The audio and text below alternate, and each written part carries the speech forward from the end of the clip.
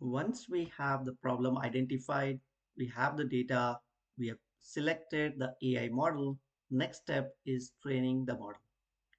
And in this step, we will divide or split the training data into two parts. Set number one is training set, which is used to train the model. Set number two is validation set, where we will test the data against. So we need to perform these two distinction and perform the training the model step. And here, depending upon how big is your training data set, it will take time to train the model. And once we train the model, we will validate it using the validation set. It is essential that you understand validation set should include all the possible scenarios and combination you want the output for. So that is very important step.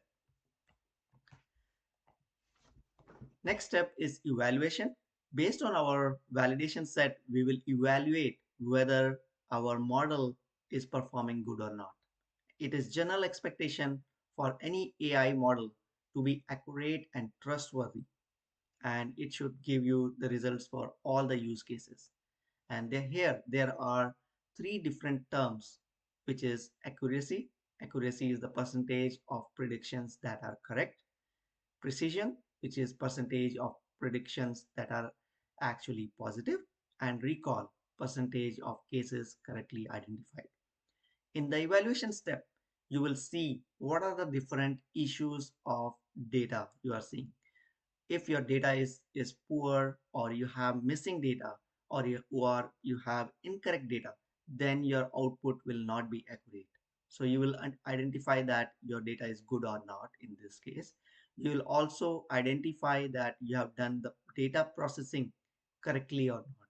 So if you are feeding the data which is not useful, then it is not good. Last thing you will evaluate, or in the evaluation step you will get to know, is your biases. For example, your model is preferring male versus female, then it could be possible that your training data is not correct, and your training data is such a manner that it's always biasing towards men versus women. So you need to include other sources of data. In that case, you need to fix your data so that it will not do the bias.